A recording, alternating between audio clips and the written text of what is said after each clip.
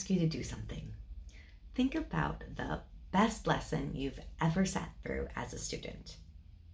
Not the most impressive one, the best one. The one that felt like it was just for you. I'm willing to bet that at some point in that lesson, something clicked. Something the teacher said or something you saw reached back into your own life, into your own memories, your own understanding, your own world, and connected to you. That feeling of connection, that's what today's routine is designed to create. Deliberately, repeatedly, for every learner in your room. Hello and welcome back to Playful Pedagogy. I'm Maureen, and today we're talking about See, Wonder, Connect, the final video in the Playful Thinking series. See, Wonder, Connect is another visible thinking routine from Harvard's Project Zero's Visible Thinking Framework. If you've been following the series, you'll recognize the structure of it. It begins with careful observation and genuine curiosity, just like See, Think, Wonder in video 1. This routine goes somewhere new. Instead of think, interpreting what you see, See, Wonder, Connect asks students to connect, to ask, where does this image touch something I already know or have experienced or learned? The 3 phases are see, what do you notice? Wonder, what questions does it raise? And connect, what connections can you make to this learning? And for that connect phase, I give learners 3 types of connections. Text to self, this connects to something in my own life that I have experienced personally. Text to text, this connects to something I've read, fiction or nonfiction. And text to world, this connects to something happening in the world that I have heard, watched, or learned about. I say the names out loud, self, text, world, and we talk briefly about what each one means. Sometimes I model one of my own. Sometimes the class jumps right in. And sometimes a student asks about why a bear isn't eating anything.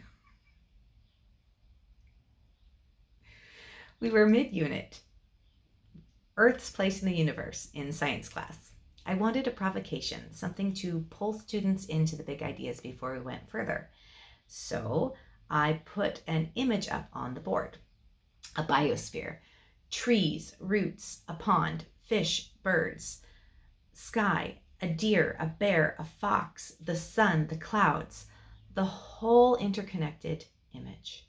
I asked, what do you see?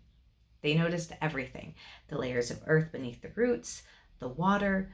One student pointed out that the roots weren't quite connecting to the plants above. Another noticed that the pond looked oddly sealed, like it wasn't seeping into the soil around it. Really careful observations, letting me know that they'd been paying attention to our discussions. Then I asked, what do you wonder? That's when someone asked about the bear. Why isn't the bear eating the other animals? The class laughed. Of course they did. So did I. It's a completely reasonable question. The bear is right there. The deer is right next to him, and none of the animals seem concerned. We talked about why the bear might not be eating any of the animals in the illustration. What might the artist have been trying to show? Could this be an AI-generated hallucination? The discussion settled into something more interesting, a real conversation about what the image was truly trying to represent. And then I asked the 3rd question. What connections do you have? Text to self connections came quickly. Students had planted something in a garden, someone who had been to the zoo and recognized the animals. And then one student connected the image to something we had studied just before. What makes Earth unique and suited for life? We had just reviewed the material, and here she was, holding it up alongside the image and saying, not in these exact words, but I see the link, the connection. Text-to-text connections reach across subjects and years. Picture books about the water cycle, chapter books about animals, things that I hadn't shared with them, but that they brought from somewhere else entirely.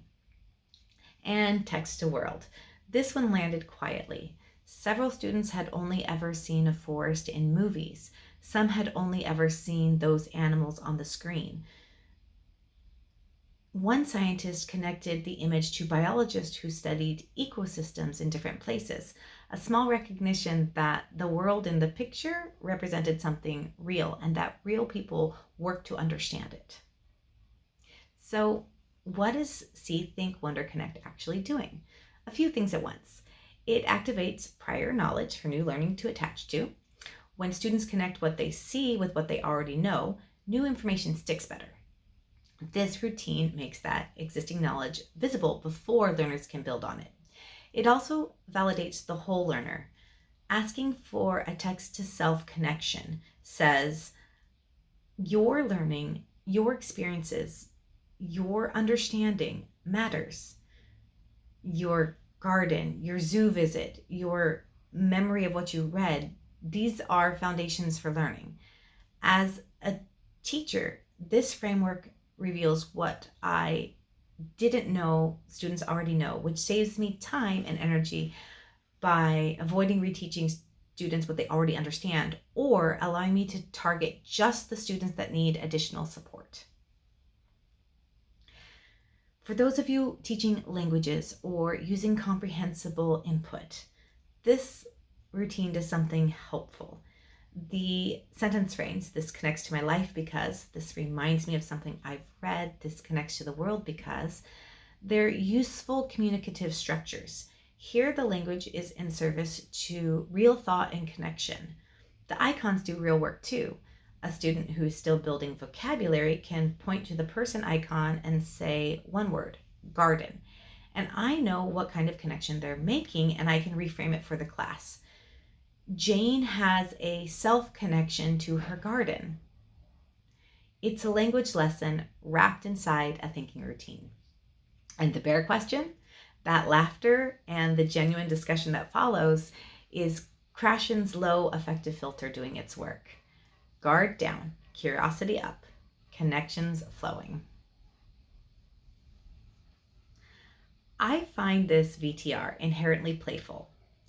And here are a few more playful twists to make See, Wonder, Connect come to life in your room.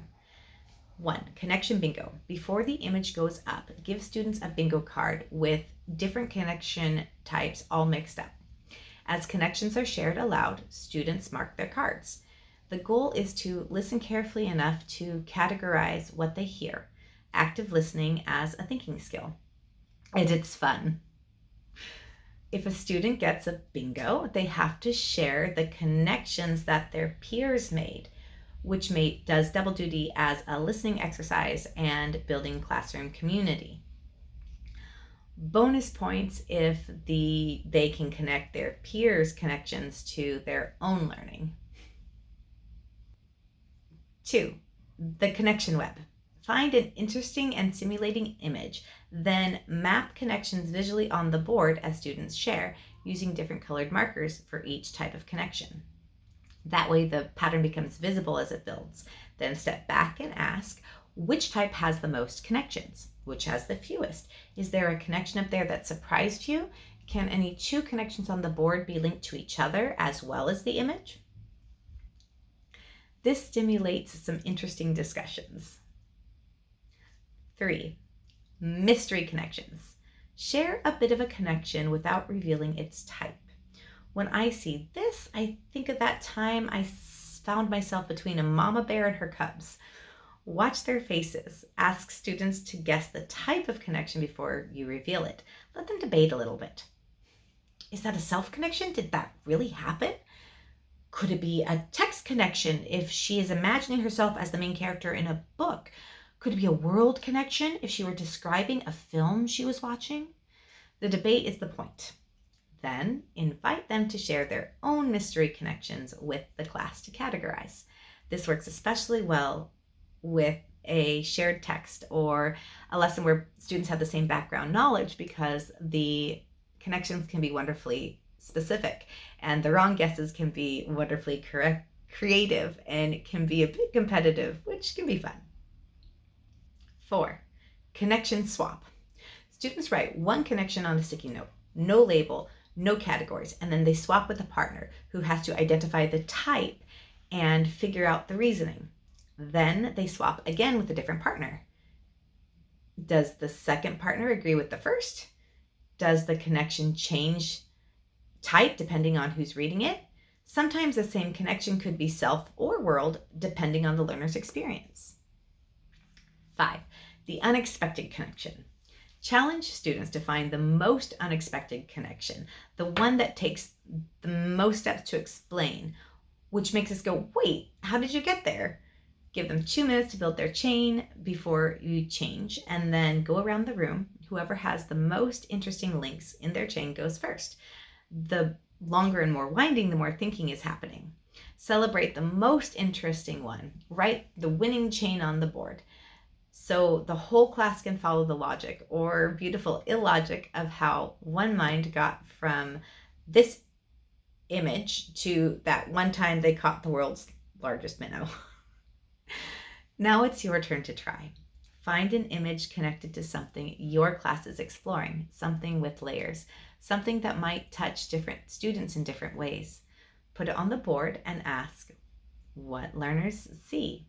Ask what learners wonder, and then ask what connections they might have to the image.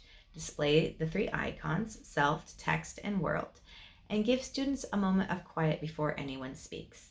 Then listen. You might hear things you didn't know they knew. You might see connections reach across years of learning and land, sometimes gently, sometimes with a crash. If someone asks about the bear, lean in, it's worth following. This is the final video in the Playful Thinking series. Several routines, one classroom at a time. If you've been here since the beginning, thank you, genuinely. If this is your first video, the full series is linked below and waiting for you. I would love to know which of these routines you're most excited to try. Leave it in the comments below. I truly enjoy learning about how other educators use visible thinking routines in their classrooms. Thank you for being here. I hope you have a day full of play. And until next time, bye.